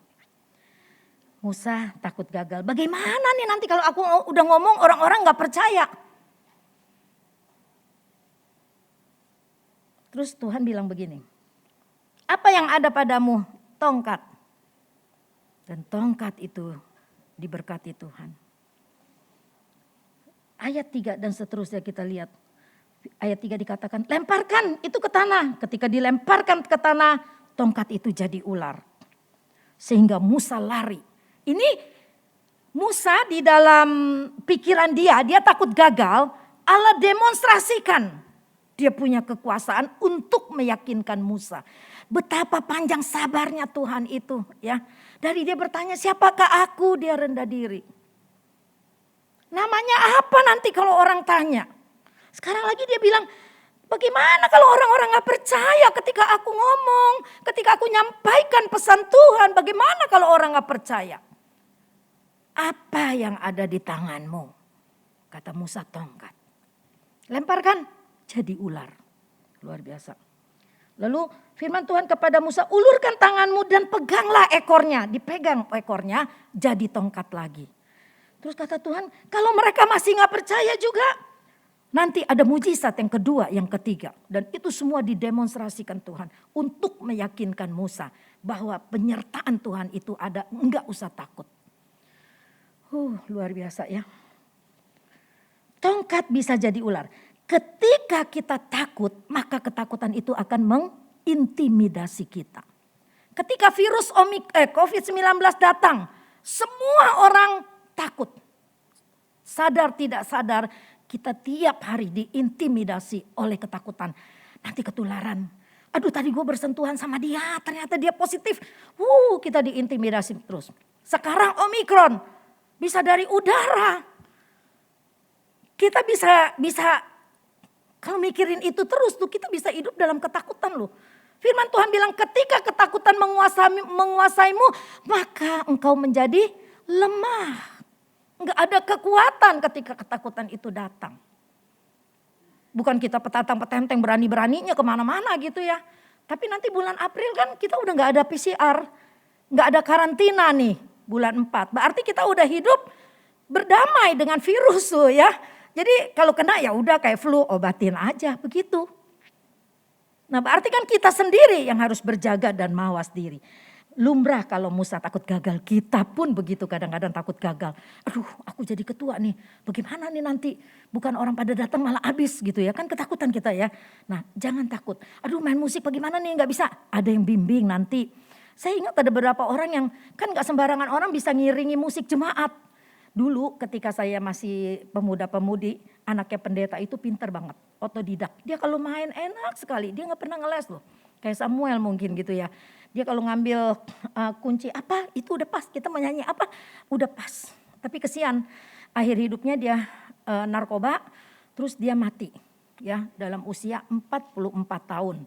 Jadi ketika dia mati bukan di dalam agendanya Allah, dia udah keluar dari agendanya Allah. Itu kasihan banget. Kasihan banget. Nah kita jangan seperti itu ya. Kalau kita udah setia, kita percaya agenda Allah, maka kita akan berjalan terus menurut pimpinan Dia. Memang banyak halangan, banyak musuh, banyak intimidasi, banyak ketakutan. Tapi ternyata Allah mau latih kita berperang untuk kita kuat dan jadi pemenang. Saya juga bukan gak ada peperangan, peperangannya luar biasa sampai hari ini.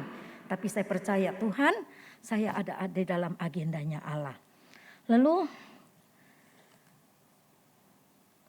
jadi yang ketiga tadi, bagaimana Allah mendemonstrasikan kuasanya itu masih untuk meyakinkan Musa. Ya, supaya dia gak usah khawatir bahwa aku menyertai engkau gitu ya. Yang keempat, ayat yang 11. Ayat yang ke-11. Riki tolong bacain. Keluaran 4 ayat yang ke-11.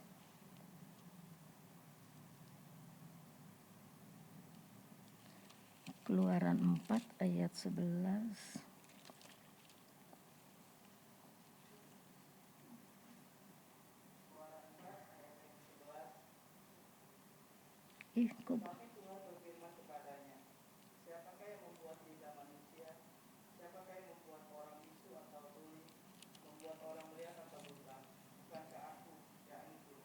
Iya, siapa yang bikin lidah ketika Musa bilang aku tuh gak pandai bicara. Yeremia kalau kalian baca Yeremia 1 ayat 6 juga ketika Yeremia diutus. Yeremia bilang aku gak pandai bicara. Ya ada keraguan-raguan. Padahal Tuhan udah menyatakan penyertaannya. Tuhan udah mendemonstrasikan kuasanya. Tetapi masih ada keraguan-raguan. Paulus pernah menasehati Timotius bilang begini. Jangan ada seorang pun menganggap engkau rendah karena engkau muda. Ya, Timotius itu orang yang anak muda yang dimenangkan oleh Paulus. Dididik ikut Paulus pelayanan, akhirnya menjadi rekan sepelayanan. Wah, ini luar biasa. Jadi bukan Paulus, jangan Timotius nanti lu hebat. Tidak, justru dibimbing sama Paulus. Timotius ini dari orang yang dimenangkan, anak muda yang dimenangkan menjadi rekan sepelayanan Paulus. Dengarkan ini, menjadi rekan sepelayanan Paulus malah dipercayakan satu penggembalaan. Jadi kan surat dari Paulus kepada Timotius itu adalah surat penggembalaan, membimbing Timotius yang masih muda ini supaya jangan orang memandang engkau rendah. Ya, sekali lagi kuncinya adalah bukan siapa aku, tetapi siapa yang ada di dalam aku. Amin. Ya, kita jadikan moto hidup kita. Bukan siapa aku, tetapi siapa yang ada di dalam aku. Ya, Yesus Kristus yang ada di dalam aku. Yang kelima, yang terakhir. Ayat 13. Andris tolong bacakan ayat 13. Ayat 13.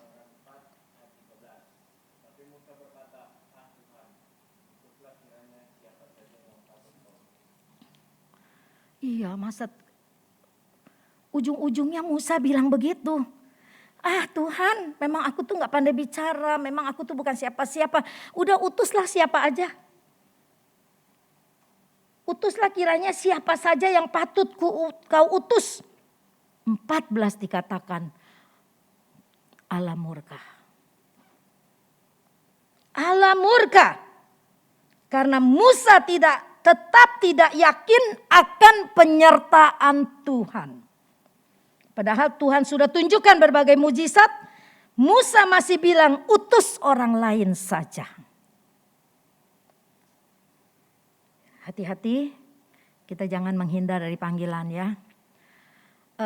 Panggilan itu bukan berarti begini.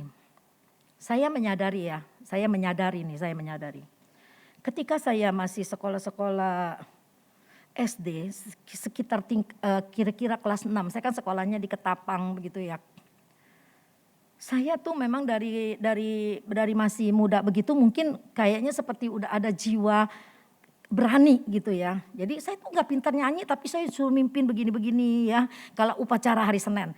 Padahal saya cuma ikut begini, padahal saya gak mendalami, saya gak ngerti. Saya selalu dipanggil berdoa karena itu kan sekolah Protestan. Jadi selalu ada doa. Kalau ada doa, saya itu dipanggil. Saya ingat satu kali, ini saya mereview hidup saya nih baru saya tahu itu ada panggilan Tuhan. Saya mereview hidup saya begini ya.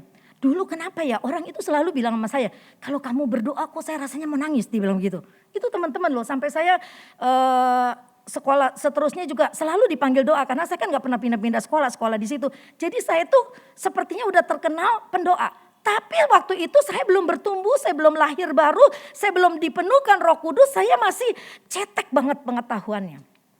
Sekarang saya kalau menyadari ternyata ada panggilan Tuhan di situ.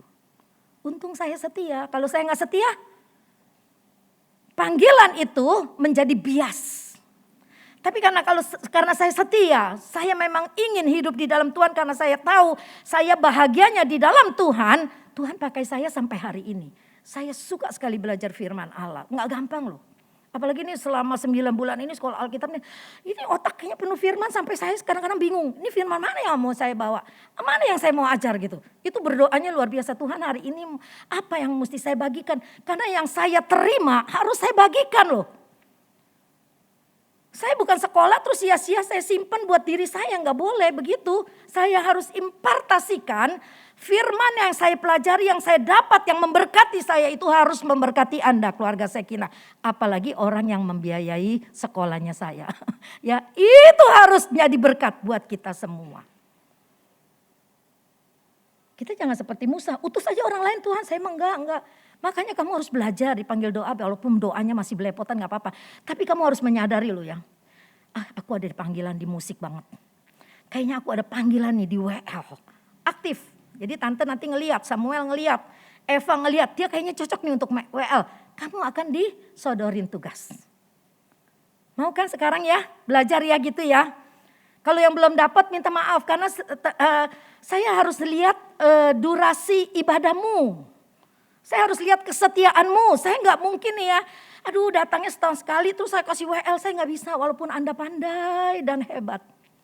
Saya mau kita aktif, nanti dikasih tugas, disitulah kita menyadari panggilan kita itu apa. Ya, jadi saya maunya semua aktif dulu, terus nanti kita bagi-bagi tugas dan kita belajar. Kayaknya aku nih nggak ada panggilan nih ya. Kemarin kan baru saya ditanya, semua tugas ada 50 tugas itu semua saya kerjakan, 49. Satu yang saya tidak pernah kerjakan, yaitu kalau disuruh kirim video vokal. Kan ada sekolah, ada kelas vokal. Duh, saya nyerah lah. Nyanyi rame-rame aja bisa. Kesini ke sono, sekarang suruh ngerekam lagu suara sendiri. Karina, kamu yang nyanyi ya bisa nggak ya mami yang cuap-cuap? Apaan begitu kata Karina gitu ya. Terus saya nggak bisa suruh nyanyi solo tuh nggak bisa. Nyanyi rame-rame oke. Nah saya menyadari di situ nggak ada panggilan untuk menjadi penyanyi solo. Kalau ada Sinta sudah putus. Ya, kalau saya diborong semua sama saya pintar nyanyi. Duh, saya pengen nyanyi terus tiap hari. Saya kan orangnya begitu kali ya. Kalau saya bisa, saya ingin bagiin semua ya. Kata Tuhan, enggak, ada bagiannya masing-masing. Nah, saya tahu kalian semua di sini punya talenta dan ada agenda Allah untuk Anda. Amin. Sekali lagi yuk kita ulangi ya. Bukan siapa aku, tetapi siapa yang ada di dalam aku. 1, 2, 3.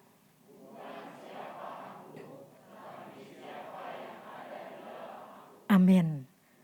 Ada yang salah nggak tadi? Yang bagian belakang coba dengar-dengar ada yang salah nggak, keliru? Kalau keliru fatal loh ya. Kalau keliru fatal gitu ya. Jadi makanya ngucapinnya harus hati-hati supaya jangan keliru. Pesan saya jangan lari dari panggilan. Memang kadang-kadang kita berdoanya A, jawabnya B gitu. Saya sedih banget kalau ada orang mau bercerai. Saya sedih banget ada masalah terus kok ini sampai musuhan. Jangan, segala sesuatu masih bisa diselesaikan ya. Kita berdoa supaya rumah tangga kita Tuhan kuatkan ya. Kadang-kadang memang harus ada perang di dalam rumah tangga. Jadi akhirnya kita ngerti, oh gitu tuh cara berpikirnya. Terus kita ngimbangin gitu ya. Saya juga dulu pernah perang-perangan sih ya. Cuma gak pakai pistol. Pernah perang-perangan tapi gak pakai pistol gitu ya. Tapi akhirnya nyadarin, oh iya makin tua kita akan makin menerima satu dengan yang lain. Makanya setia dan ingat ketika ada musuh, ketika ada masalah Allah sedang, ya iyalah belum pulang udah lupa. Ketika ada masalah, ada musuh Tuhan izinkan karena Allah sedang melatih kita jawab dengan pasti. Allah sedang melatih kita untuk berperang. Amin. Ya, jadi setiap hari memang ada peperangan ya. Tapi jangan dibesar-besarin peperangannya ya. Puji Tuhan, mari kita berdiri. Kita akan berdoa. Minggu depan masih saya akan khotbah tentang 10 tulah ya. 10 tulah.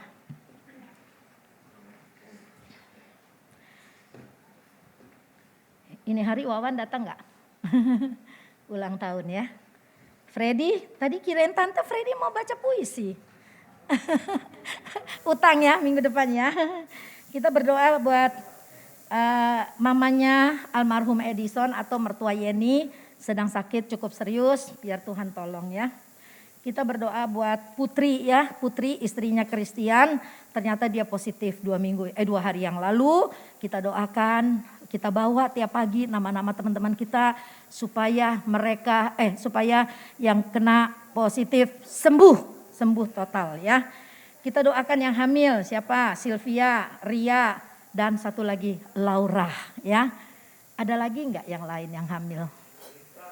Hah? Oh iya Ripka Theo ya. Ripka. Jadi ada 4 ya. Sylvia, Ria, Laura, Ripka. Siapa?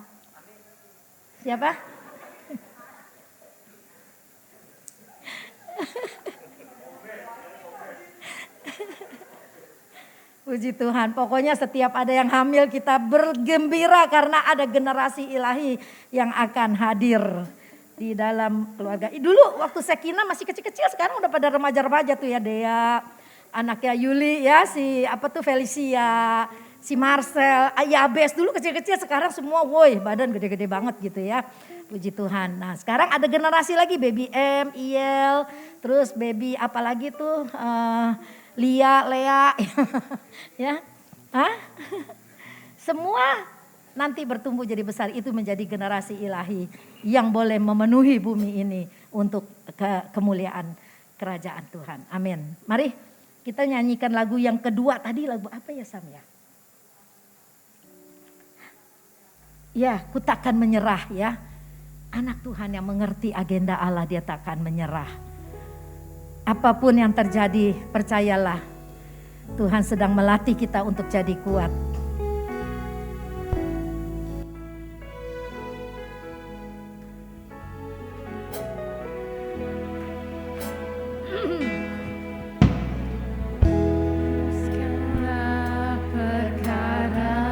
Amin. Tuhan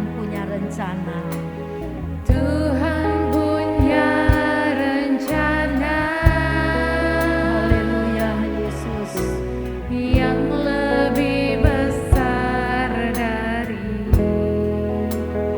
semua yang terpikirkan. Apapun yang kau perbuat, tak ada maksud jahat. Sebab itu ku lakukan semua denganmu Tuhan. Ku tak akan menyerah pada apapun juga, sebelum ku coba semua yang ku bisa, tetapi ku berserah kepada kehendakmu. Hatiku percaya Tuhan punya rencana. Satu kali lagi nyanyikan lagu ini.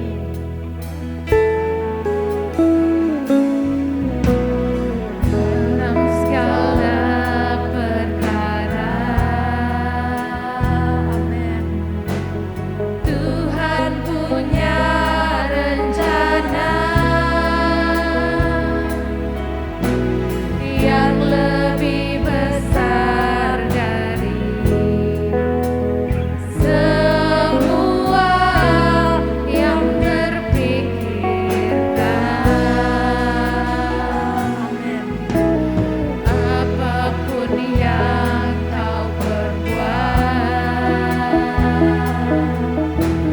tak ada maksud jahat.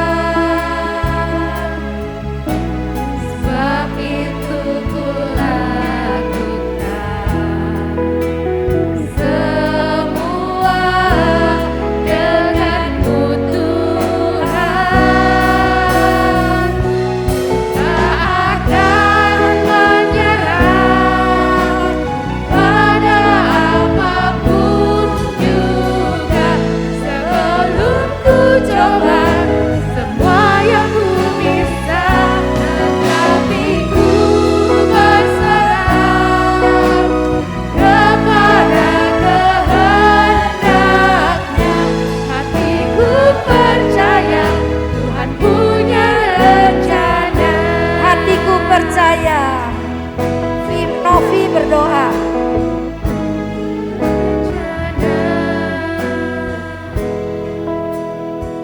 Novi Chandra akan berdoa. Silakan maju ke depan Novi.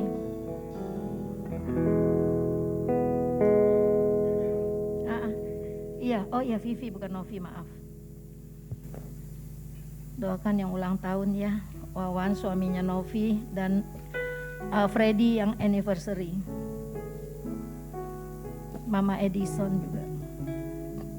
Haleluya. Amin. Yesus, terima kasih Tuhan. Terima kasih Tuhan, kami sudah mendengarkan Haleluya. firman-Mu Tuhan. Biarlah Tuhan firman-Mu boleh menguatkan kami semua Haleluya. Tuhan. Ajar kami Tuhan, untuk kami boleh lebih sungguh-sungguh lagi Tuhan percaya kepadamu Tuhan, percaya akan panggilanmu Tuhan. Terima kasih Tuhan, terima kasih. Biarlah Tuhan kami boleh semuanya dikuatkan Tuhan. Amin. Terima kasih Tuhan, kami berdoa Tuhan buat saudara-saudara kami yang sakit Tuhan. Tuhan kami berdoa buat Mama almarhum Edison Tuhan, Ya, kiranya Yesus. Tuhan Engkau Allah bekerja Tuhan. Amin. Tuhan tolong berikan kesembuhan Tuhan. Engkau tolong Tuhan, Engkau jamah segala sakit penyakitnya. Amin. Mohon Allah berikan yang terbaik Tuhan. Kami juga berdoa Tuhan buat Amin. putri Tuhan yang sedang isoman Ya, Tuhan. Yesus. Kiranya Tuhan Kau tolong. Amin. Tuhan pulihkan Jamah Tuhan. putri Tuhan, Tuhan sudah sembuhkan pulihkan putri kami Tuhan. semua Tuhan yang sakit. Haleluya. Kiranya Tuhan Kau pulihkan juga yang Haleluya, Yesus. sedang isoman Tuhan. Amin. Kami berdoa Tuhan buat Kau Freddy dan Merni Tuhan yang Amin. sudah sedang merayakan anniversary Tuhan. Tuhan. Kiranya Engkau Engkau tolong berkati Tuhan, rumah tangga biarlah Freddy. Tuhan semakin diberkati keluarganya Tuhan. Tuhan berikan yang terbaik Tuhan. Terima kasih Tuhan, terima kasih. Kami juga berdoa Tuhan buat Wawan Tuhan yang berulang tahun. Kiranya Engkau tolong. Haleluya, Yesus. Juga Tuhan buat Kotirta Tuhan Amin. yang berulang tahun juga, Amin. kiranya Engkau tolong. Tuhan sudah berkati, tambahkan usianya 1 tahun lagi. Haleluya, Kiranya Yesus. Tuhan Kau berkati semakin hari semakin setia Amin. kepadamu Tuhan. Terima kasih Tuhan, terima kasih. Kami berdoa juga Tuhan buat teman-teman kami yang Haleluya. sedang hamil Tuhan. Kiranya Tuhan berikan kesehatan, kekuatan kepada mereka Tuhan. Haleluya. Supaya sampai waktunya melahirkan Haleluya, Tuhan, Yesus. anaknya boleh lahir dengan Amin. selamat, tidak kurang suatu apapun. Haleluya, Terima Yesus. kasih Tuhan, terima kasih. Kami alaskan doa kami Tuhan hanya di dalam nama Tuhan Yesus Kristus. Haleluya. Amin. Puji Tuhan, silakan duduk. Kita akan menjalankan persembahan yang kedua. Kita nyanyikan lagu Hari-hari Ku Lalui. Betul sekali ya. Hari-hari Ku Lalui bersama Yesus. Persembahan kedua dijalankan.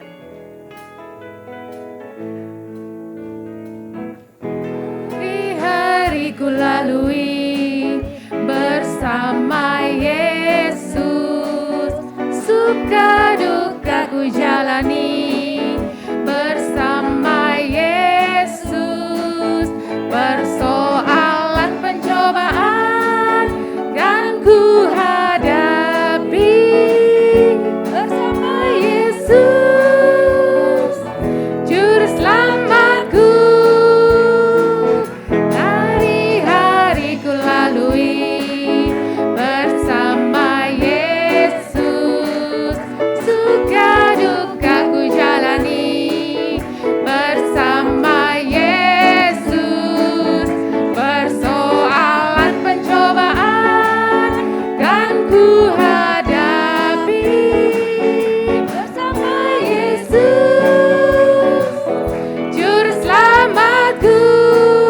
Hari-hari ku lalui bersama Yesus, suka duka ku jalani bersama Yesus, persoalan pencobaan kan ku hadapi bersama Yesus, juru selamatku.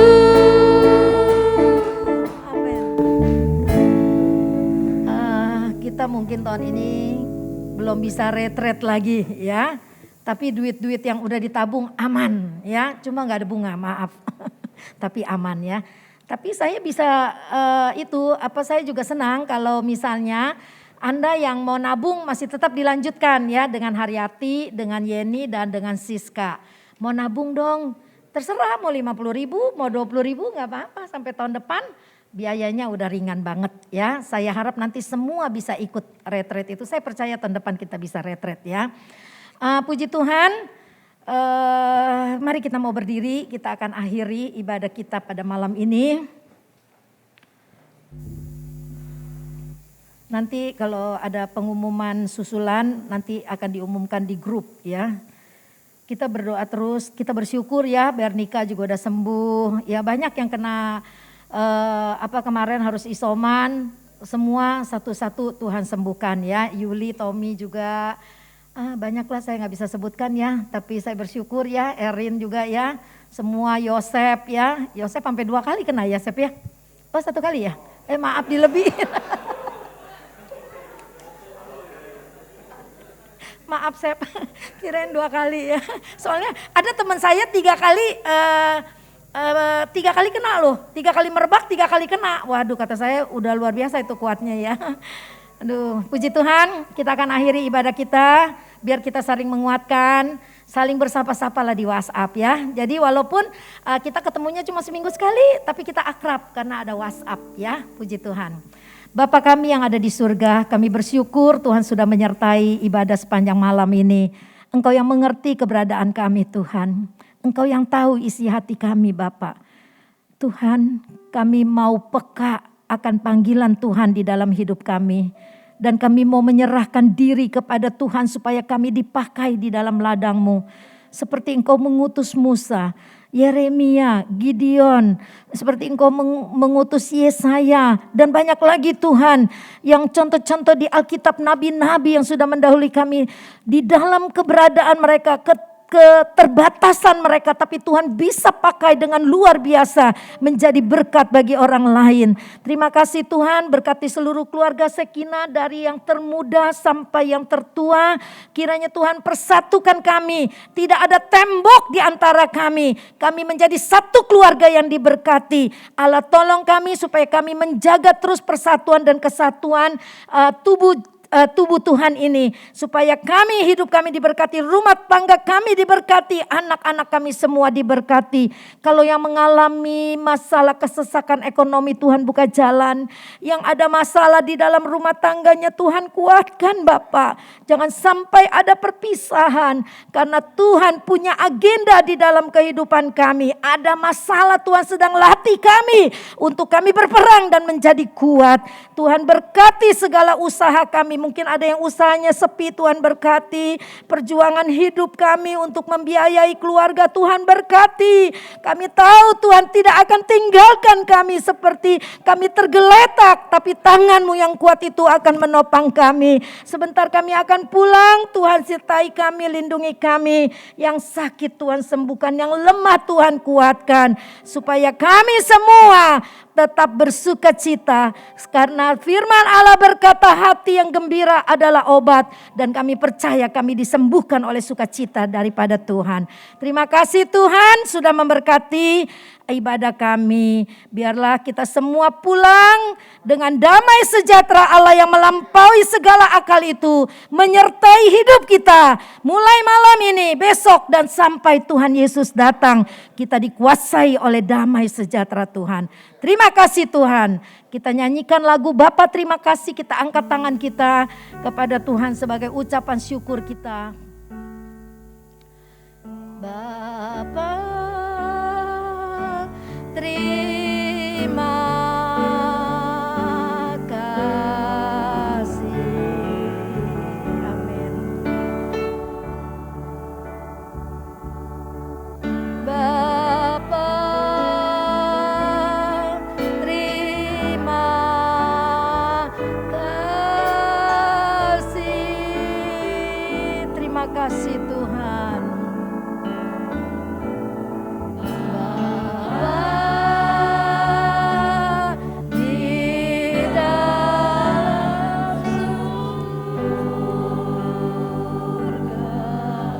Sama katakan ku berterima kasih.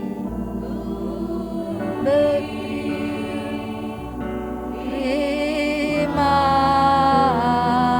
kasih. Amin.